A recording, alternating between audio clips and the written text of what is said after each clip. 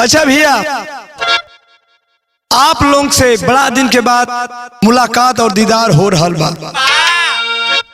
हमारे बड़े भैया दिनेश दीवाना जी के स्टूडियो से है मैटर जा रहा बा, करंट मैटर। ये दुनिया शर्मसार हो गई है, कलयुग चरम सीमा पर पहुंच रहा है।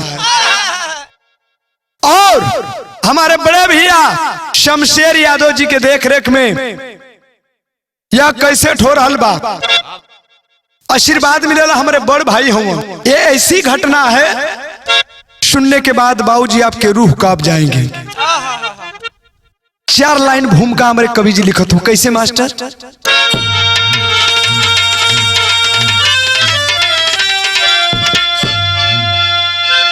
धरा पर धरा धर के चल जान है, नफरत में हसरत न होती है पूरी, स्वार्थ में पथ से विचलित सब हो जाते हैं, खुद के अरमानों पर वो चलाते हैं छुरी, जालिम जवाना जलनी लगा, अरे आप अपने बेगाने बनकर रह जाते हैं,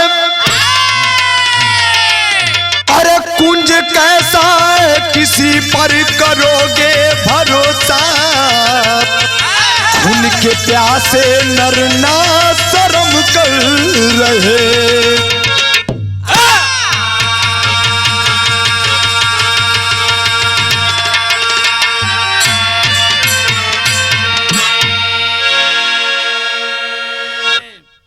ए भैया, इस धरा पे इस कलयुग में क्या हो रहा है सारी दुनिया ये देख रही है, पर क्या करे, मजबूर है। आज खुद को ही खुद से डर लगने लगा है। लेकिन एक लाइन गजल का टुकड़ा लागल मास्टर, अरे लोग प्यार से जरता, अरे लोग प्यार से जरता, बदनाम तलाई बा,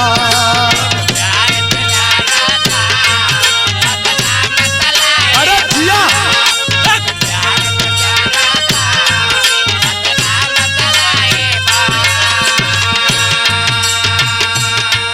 दुनिया के मतलब से ये सच्चाई बा,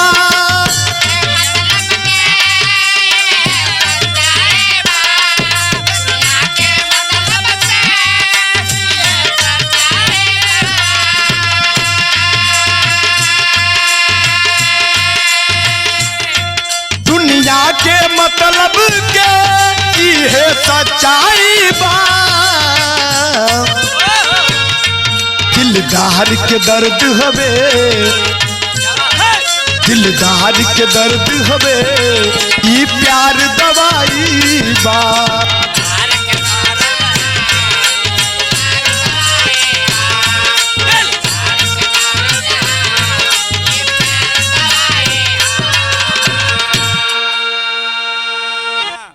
लेकिन हमारे कवि जी लिखत हो का, कब कदर तू करबा हो अनमोल जीवनिया के, अरे जिया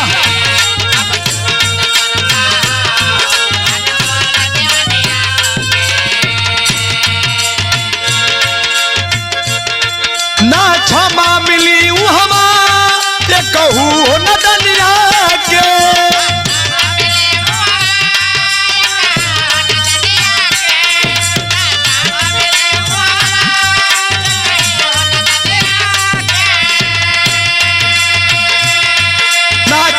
मिली वो हवा ये कहू हो न दुनिया के, कब कदर तू करबा हो, कब कदर तू करबा हो अनमोल जीवनिया के।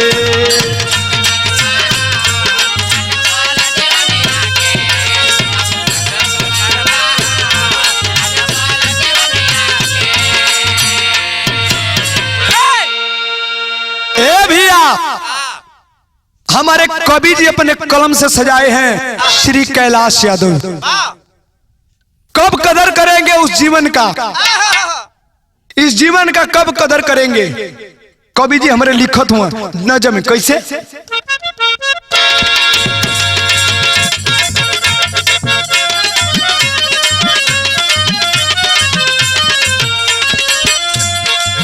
माँ का कर्ज नहीं पुत्र से भराएगा, माँ का कर्ज नहीं पुत्र से भराएगा, पिता की लाठी जब पिता पर ही चलाएगा।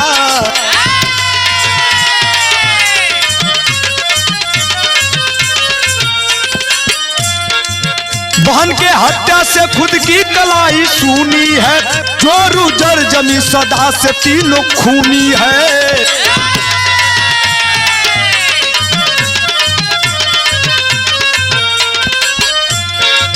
जिला गाजीपुर, कहा जिला गाजीपुर आपन, जिला गाजीपुर थाना नंदगंज है खास यहाँ, जिला गाजीपुर थाना नंदगंज है खास यहाँ, दिलिया गांव में शिवराम का आवास यहाँ।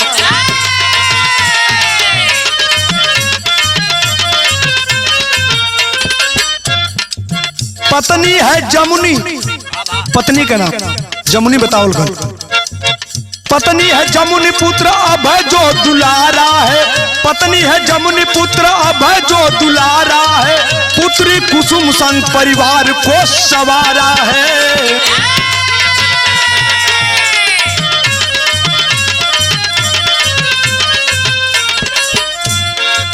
हुई सयान कुसुम बज गई सहनाई, तब सयान जब हुई सयान कुसुम बज गई सहनाई, तब कई दोबारा ना ससुराल से है आई तब।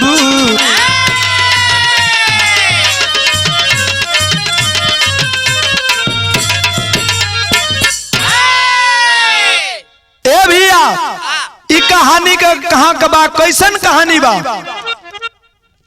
यही नंदगंज थाना अंतर्गत पड़ला, ठीक तलवर मोड़ और शहरी के बीच में पड़ला डिलिया। वही गांव में के रहे वाला के शिवराम यादव और उनके धर्म पत्नी के नाम बतावल गए बाबूजी जमुनी यादव। उन लोग के दोनों के तन से 2 बेटा पैदा भइलन, एक बिटिया और एक बेटा। जौना बेटा का नाम बतावल गल अभय यादव और बिटिया का बड़ा प्यार से नाम रखलन कुसुम यादव। बड़े प्यार से जीवन का गुजारा करत हूं। धीरे धीरे बिटिया जब सयानी भैल तो बिटिया की शादी रख दिलन। ए भैया जी कर्जा कुमान करके कैसो अपने बिटिया की शादी कैलन।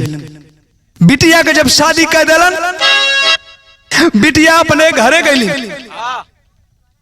वहां के लोग ठीक ना रहे, बिटिया वहां से अपने नैहरे चली आनी, अपने मायके चली आनी।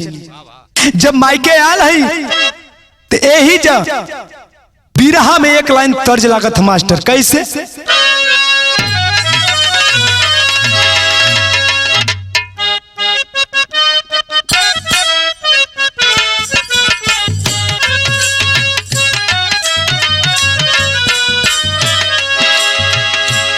बिरहा के सुपरस्टार आदरणीय हमारे बड़े भैया सुधीर लाल यादव जी की एक गीत गाई है और साथ में कविता यादव बड़े सुघर एक गीत को सजाए हैं। क्या गीत है हमारे मास्टर संकेत करते हो, कैसे?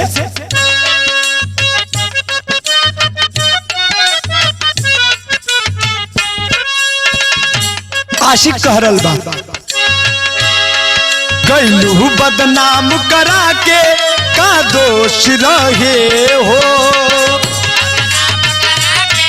अरे जिया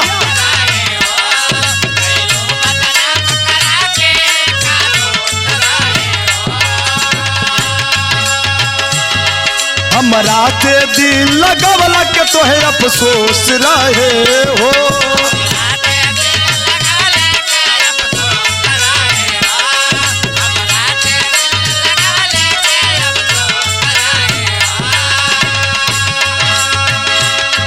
कैलू बदनाम करा के का दोष रहे हो।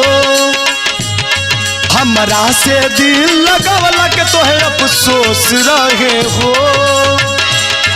प्यार लिखल ना रहे तकदीर में,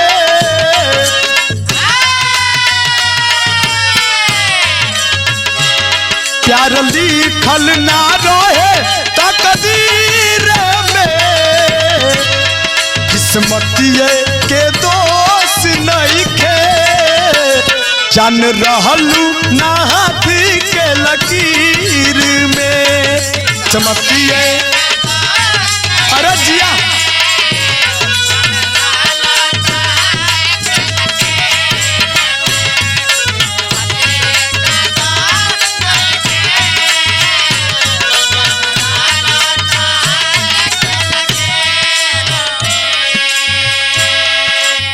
लेकिन जब बिटिया घरे आल ही सब बात अपने माई से बताओ थी। माई रे बड़ा परेशानी हम सही ला माई, हमरे ससुरा के लोग कैसे हम माई सुन बतावत थी। बिटिया कुसुम बता रहल बा।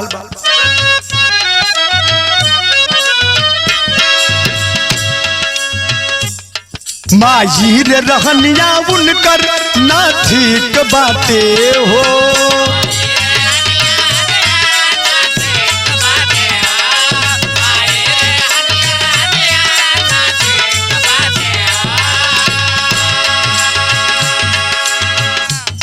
ससुरा के लोगवा सुन ले नानी के बाटे हो।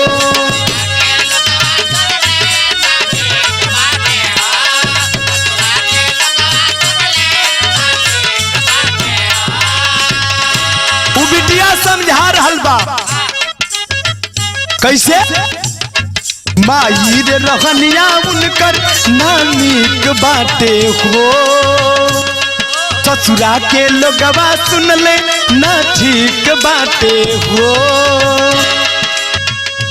बन के दासी नाही रानी रह गेरे में।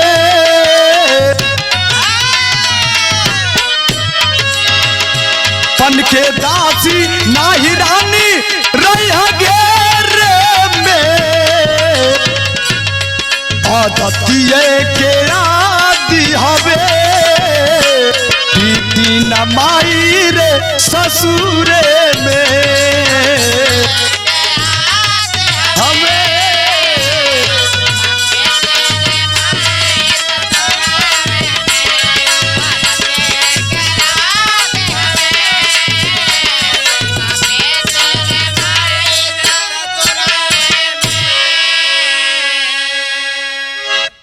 ए भैया अपने मतारी से समझा रहल बा। हे माई हमरे ससुरा के लोग ठीक ना रहल माई।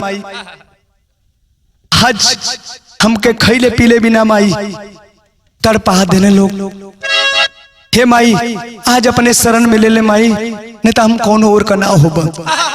समझा रहल बा लेकिन अंतरा में लिखे के पड़ कैसे।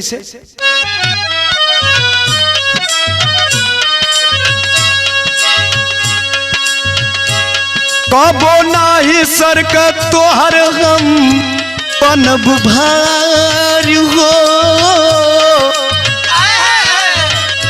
का लिख न लागी नाही इज्जत बाहो। झूठ खा के बता रहल बा। माई भले नहीं हेरे को झूठ खा के रह जाई। झूठ खा के भी तालब हम नहीं हरवे पे।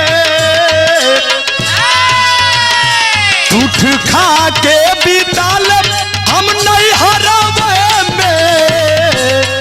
आदतिये के आदि हवे मोर बीती ना माई रे ससुरे में।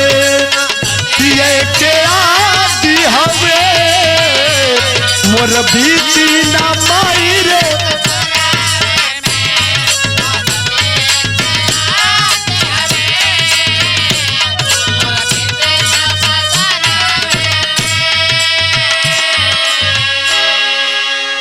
ए माई तोरे कबो सर का भार ना बरम माई, ना बनम माई। हे बिटिया के खाली अपने चरण में शरण दे दे माई। बिटिया गुहार लगा रहल बा, एमे हम ससुरा कबो ना जाई। ए जब भले जूठ काट खाए के हम बिता ले माई, लेकिन ससुरे ना जाई माई।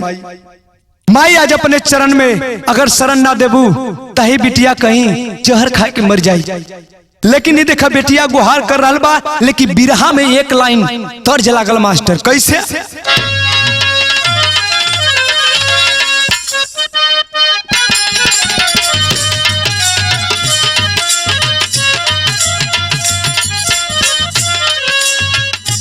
ये धुन आज भी नई है तो बहुत पुरानी, लेकिन आज भी बिरहा में नई है। कैसे?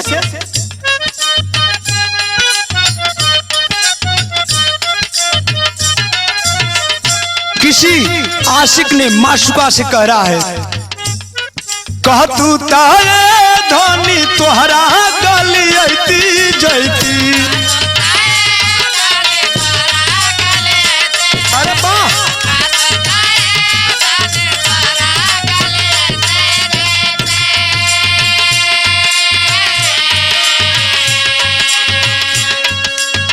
कह तू तारे धनी तोहरा गली अइती जैती। छत पर से कहती हलो हलो, ये चमक छलो, ये चमक छलो।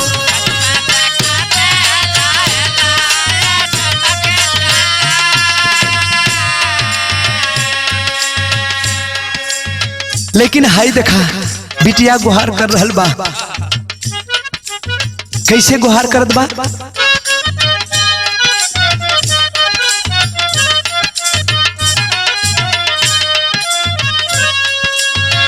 आवेदा समय साथ मारा हम लगावेला।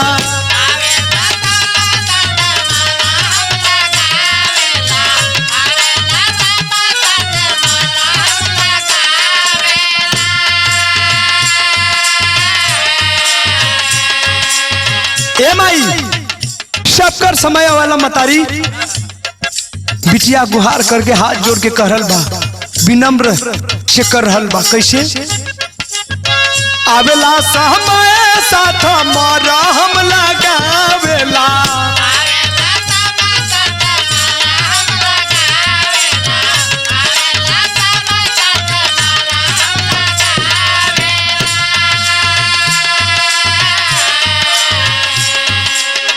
आवेला समय साथ मारा हम लगावेला। सबके नचावले सामैया ये भैया जग में, ये भैया जग में।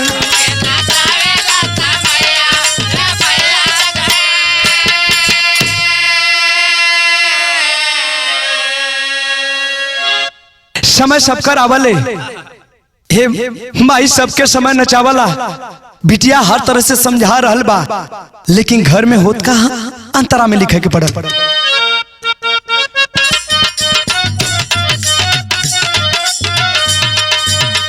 कुसुम नई हरवे में करली गुजारा।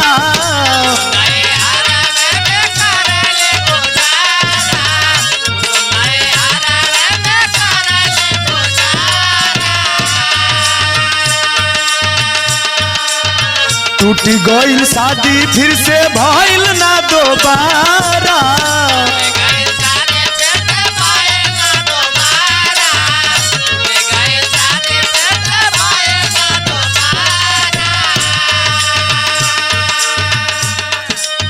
बाबू कहेला बेटी करा रोजगारा बातू।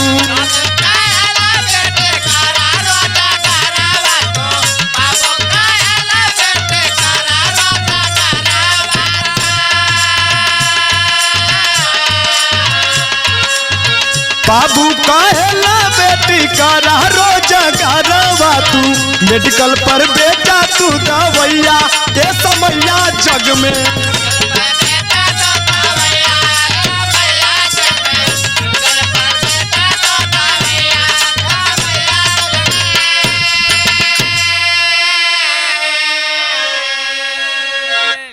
ए भैया कुसुम नैहरे में करत है अपना गुजारा। देखा जब केहू बिटिया का अपने ससुरे से आवली नैहर में जब शादी टूट जाले तो दूसरे नजर से लोग देख लगलन। लेकिन बाहर पिताजी अपने बिटिया को फिर से दोबारा शादी करते हैं, लेकिन फिर भी भाग्य में नहीं था।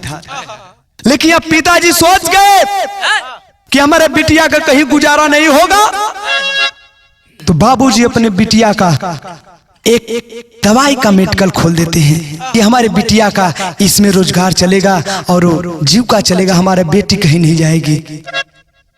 ए भैया समय के साथ गुजारा चल रहल बा, लेकिन एक दिन समय आई कौन ए जे एक लाइन बिरहा में तर्ज लगत है मास्टर।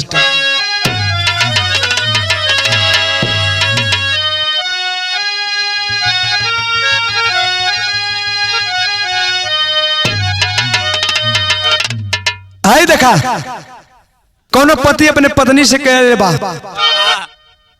समझा रहल बा कैसे।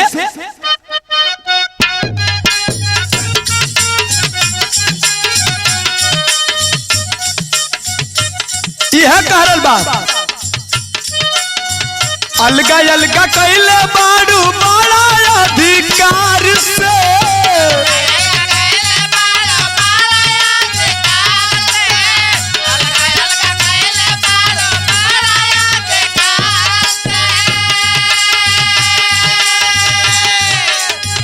अलगा अलगा कैले बाड़ू बड़ा अधिकार से, कमाई लाना कम तन को तोहरा भतार से, कमाई लाना कम तन को तोहरा भतार से, कमाई लाना कम तन को तोहरा भतार से, कमाई लाना कम तन को। लेकिन हाय देखा अब माई बाबू समझ गलन कि बिटिया कब कहीं गुजारा ना हुई। अब बेटा भी सयान हो गल, बेटा के कहीं भी शादी करल जरूरी है।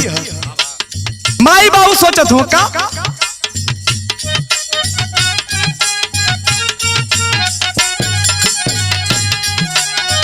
और भय के शादी बादे सोचा बाबू माई,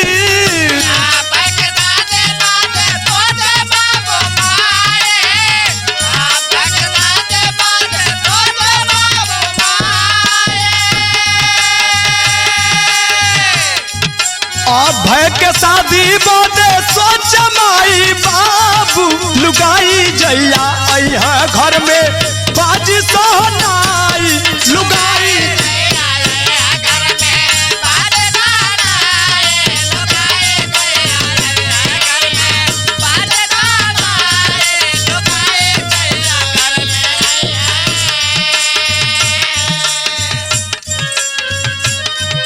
ए भैया माई बाबू सोचत हुआ जय अपने बेटवा के शादी करल जी, जब पतोहू घर में आई तो हमन के खाना पीना कोनो दिक्कत ना रही, घर परिवार का गुजारा चल जाए। होत का है आगे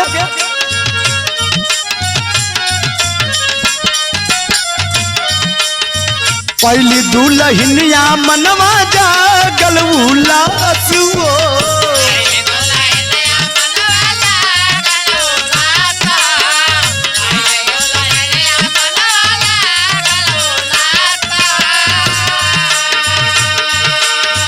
लक्ष्मी बन के अली बुझई पियासुओ, माई बाबू सोच रहल बालन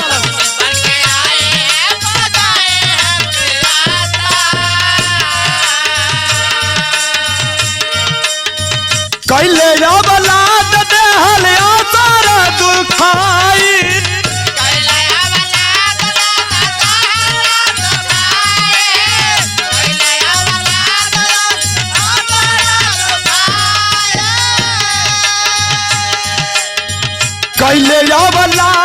दिहलिया सारा देखाई लुगाई जहिया अइहा घर में बाजी सहनाई लुगाई जहिया अइहा घर में। अरे जिया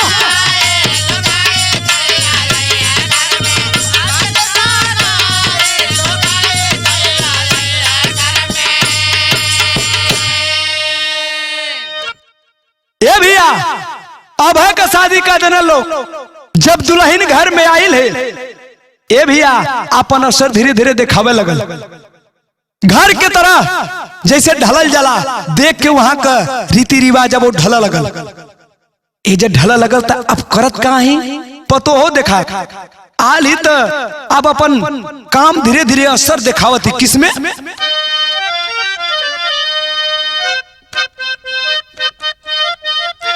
अरे सासू जी के पानी नहीं अरे ससुर जी के खनवा हो अरे नदी बनल मधु मनवैया बाबूजी बेटा से रर प्यार पवल जब बिटुआ के अरे लिखल जमीन तवनी छनवैया बाबूजी उहे जमीन 15-20 भइल काल तब अरे सर पर सवार नाचे अरे खुनवैया बाबूजी।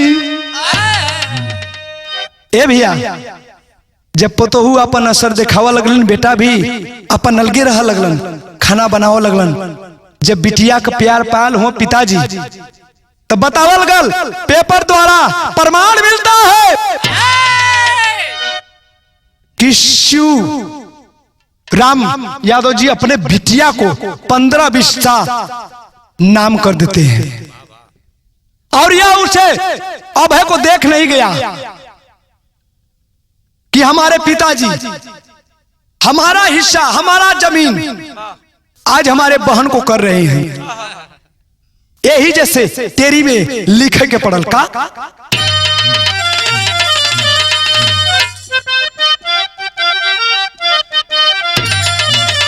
अरे जमीनिया जीव का काल बन गई अरे मैं में मौत का मंजर तेरे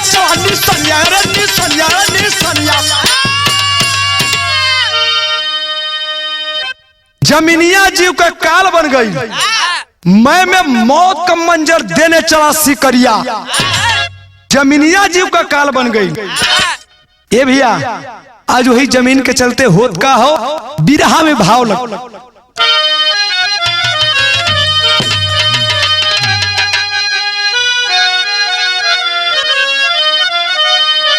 अरे कुसुमा दुकनिया सयली झाब गरवा बैठल सी करिया कई के घाट हो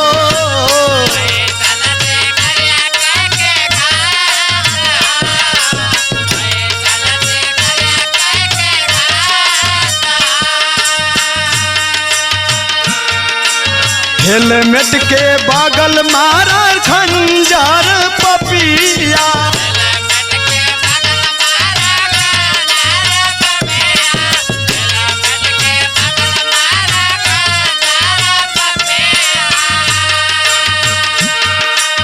बाबू के देखत टूटा पड़ल अभिमनिया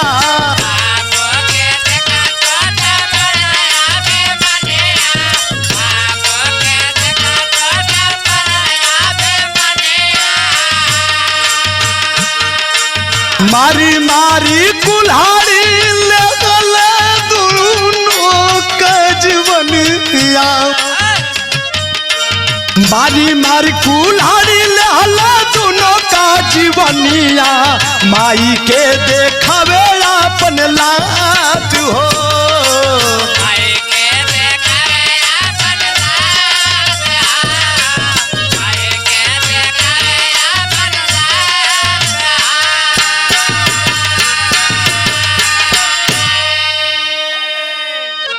ए बाबूजी अब है देखिए, जब सारी बात जानता है और गुस्से में आंख लाल कर देता है, और आंख जब लाल कर देता है तो शाम को जब कुसुम बिटिया अपनी मेडिकल की दुकान बंद करके स्टेशन के सामने से आ रही है घर, जब घर आई है अपना कुल्हाड़ी लेकर तैयार था बाबूजी, बगल में कुल्हाड़ी छिपाया था। अभी कुसुम गरिया पर से यानी कि स्कूटी से उतरती भी नहीं है, तब तक ये कुल्हाड़ी चला देता है। हेलमेट सहित गर्दन पे लगता है बाबूजी, और गर्दनिया धरती पे गिर गई। अब देखा बाबूजी चलल हुआ, बाबूजी को भी कुल्हाड़ी चलाता है और बाबूजी के सीने में लग जाता है बाबूजी, और बाबूजी जमीन पे गिर पड़ते हैं। माँ देखी और दौड़ पड़ी और माँ को लात दिखाता है कि शांत हो जाओ, खबरदार अगर एक भी पैर बढ़ाई तो। ये बाबूजी लात दिखाओ तो लकी माई हथवा जोड़नी, हाय रे भाई, हाय रे भाई, अरे तोरे पर नाज रहा रे बेटवा, लेकिन भइल का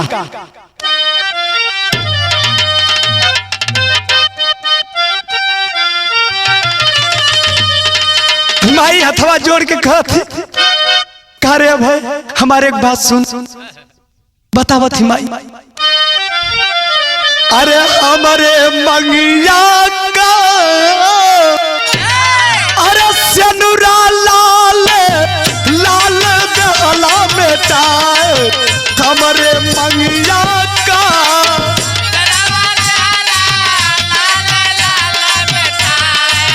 हमारे मंगिया का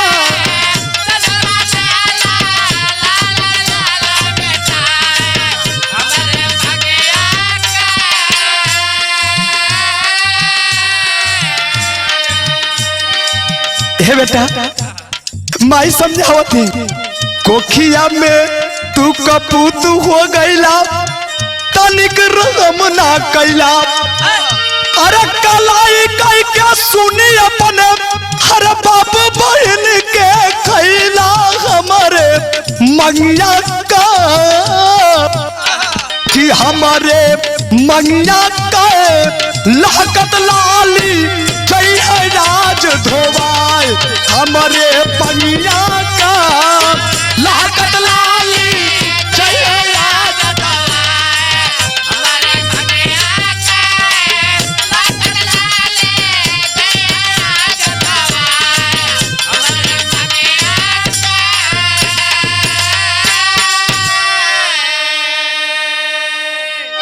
ए भाई हमारे आँखी का एक ही न पुतरी रहले रे बेटा, आज बड़ा तू इनाम देले, बड़ा बड़ा इनाम देले रे बेटा। है मतारी के आज हमारे कोखी का एक ही से बेटा रहले न, एक ही बेटा रहले, लेकिन आज हमके का दिन देखावत हुआ, बिरहा में भाव लगल मास्टर कैसे।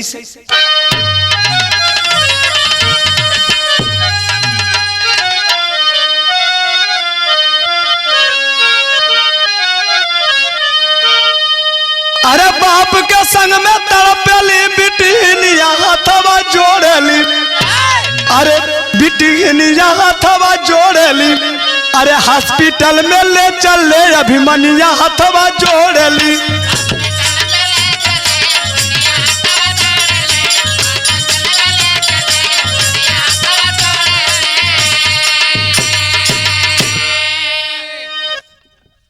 मतारी हाथ जोड़ले ही फिर भी कह रहा बाड़ी, अरे अभिमानी कोई नहीं है, लेकिन ले चल हॉस्पिटल में, कम से कम बहन और पिताजी का तो इलाज हो जाए। फिर भी नहीं मानता, क्या होता है तड़प तड़प कर शिवराम यादव अरे गईल स्वर्ग सिधारी हो, अरे मिलल इलाज ना कुसुम दर्पण, अरे मौत से गईल हारी हो, अरे करल बिनती गिर के माँ चरनिया हथवा जोड़ली, अतान कुल्हाड़ी खींचेला दलनिया हथवा जोड़ली। अरे बाप रे बाप, जब बेटवा मतारी के ऊपर कुल्हाड़ी तान दल तो भैल का बिरहा में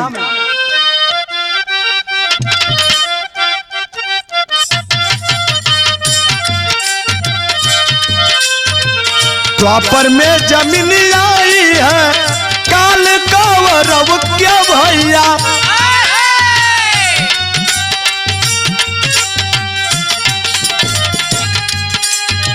साफ गई दिहल हो कुल खानदान।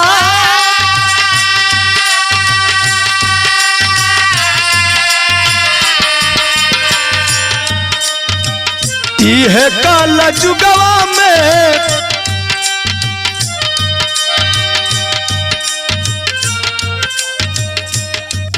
यह काला जुगवा में कहर बार सबले भैया।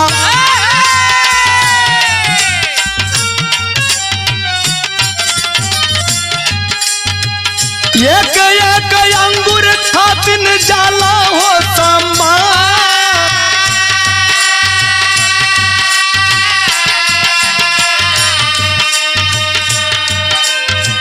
ममता की मूरत माई पारा हो घतिया भैया।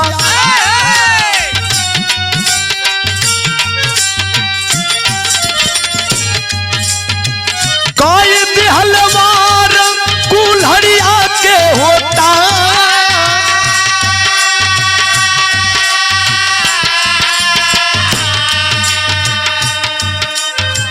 तड़पत माई ताजी देहली परनवा भैया।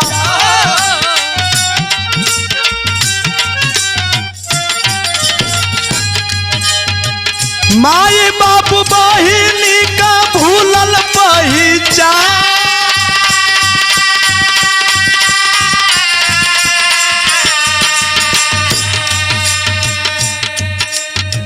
भयल बा फरार परिवार लेके संगवा भैया।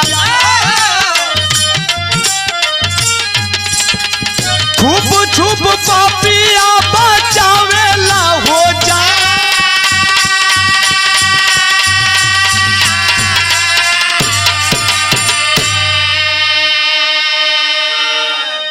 बाहरवा जुग सुई की नोक भर जमीन खातिन कौरव और पांडवों में जंग हुआ था।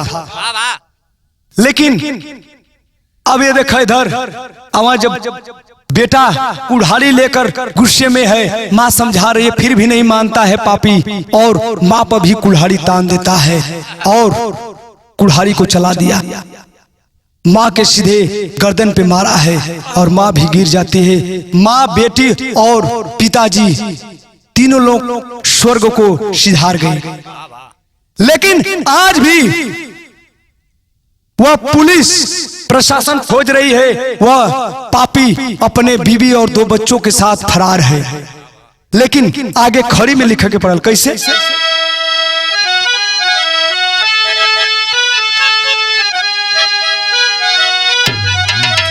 अरे लोभ के आदि में अपने बेगाने बन गए। अरे स्वार्थी दुनिया में सारे अनजाने बन गए।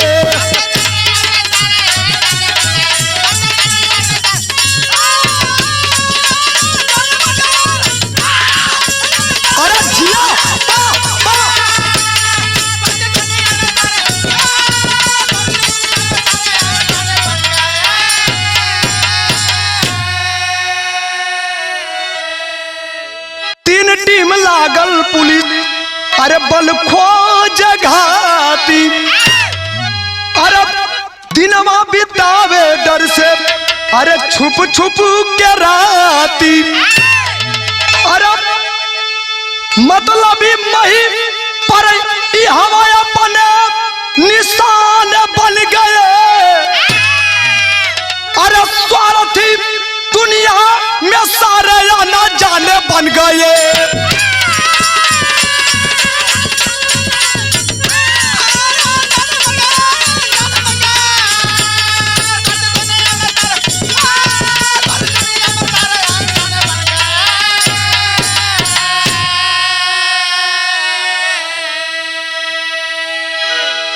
ए भैया, आज भी 3 टीम लगी है हमारे पुलिस फोर्स, लेकिन फिर भी पता नहीं लग रहा है, आज भी फरार है। अरे गुरु बिहारी गुरु रमन हुए स्वर्ग के वासी, राजनारायण कवि चंद्रिका, अरे बच्चन रमेश उलासी। अरे जमीनी अजीव का काल बन गई, अरे छोटू कैलाश कुंज का कायम बानी सनिया जमीनिया जीव का काल बन गई।